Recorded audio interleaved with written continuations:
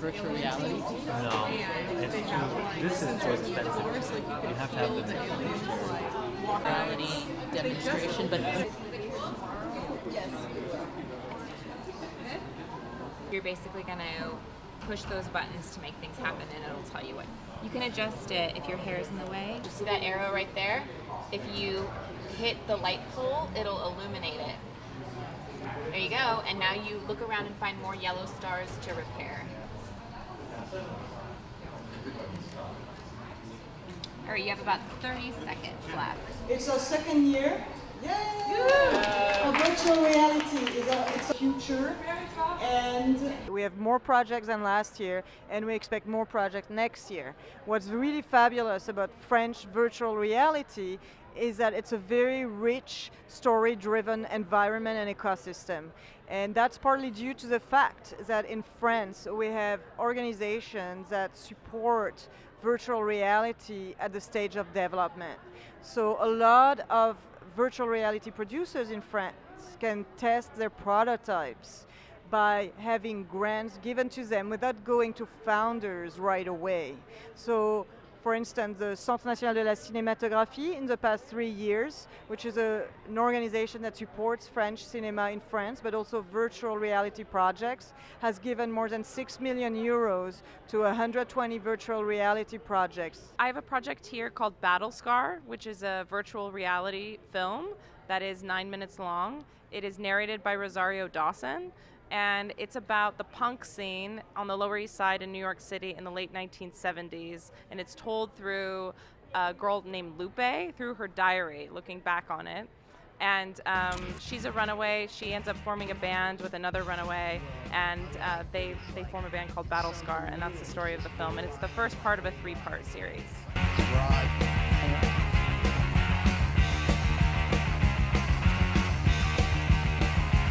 The film is called U-Turn, and it's a short live-action comedy in virtual reality where you walk into the shoes of a young woman who works in a startup.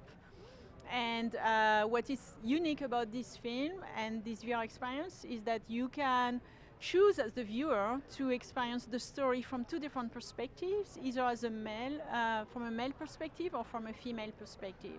And you can shift perspective at any time during the experience. Do you think it could be a SQL injection attack? This is mission critical. All of our jobs are on the line. It could take us hours, days, even to get the site back up online. If we don't get our site back up and running, this whole new venture is going to go down faster than a bitch in heated dog park. Gender discrimination kind of experience directly in VR was the perfect match, because most of the people watching VR nowadays are, kind of geeks, or people working in VR, which are, gamers, software engineers, people who manufacture the headsets, electronics, people from films. So all those male-dominated industries are present in VR, so it was like the perfect audience for me to do it in VR. I produced a movie called I Saw the Future by François Vautier, a French director who was specialized in FX and which is a plastician and an artist also. And it's about Arthur C. Clarke. Arthur C. Clarke was a scientist, a screenwriter. I'm thinking of the incredible breakthrough which has been made possible by developments in communications, particularly the transistor and, above all, the communications satellite. He was giving an interview to the BBC about his prediction about the future. And in this interview, he's talking about internet, 3D prints, artificial intelligence, and a lot of things will really happen, and we would never think it would happen when he told them. So we took this archive, these images from the past, and we put them in a 360 in the space and in a 360 environment, 3D.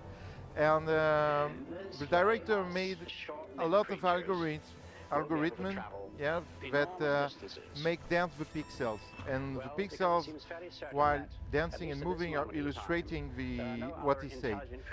It's called One Morning. It's a short film, and it's 1 minute long, so it's really, really short. It's animated, and it talks about a robotic bird in the near future.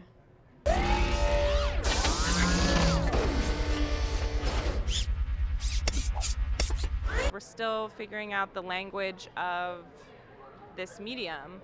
You know, how do you tell something that's going to be in this space for a longer period of time? It opens a new, landscape of how you want to show your images or tell your story. VR is still, developing. Filmmakers are still learning how to tell their story through VR, and I feel like, of course, viewers are discovering a new world of experiencing images and storytelling. For me, eventually, everything is going to converge, CG and video and narrative and interactive. We just haven't figured it out yet. There is a lot of stuff that needs to be invented and tried. But what's very interesting artistically is that we invent things. We invent way to tell stories, but we invent also way to make them. So we are makers when we do VR. It's totally different from regular film, where viewers can participate and interact with the story. The social interactive part is not something that you can get in a typical film or theater setting, and I think people really want to have that, so I think we'll see more of those. Technology has always been a hard sector for women, whether it's video games, engineering. Women are underrepresented across the board, and it's very important for us to highlight that there's a very vibrant scene in France for virtual reality, and some of these projects are spearheaded by women.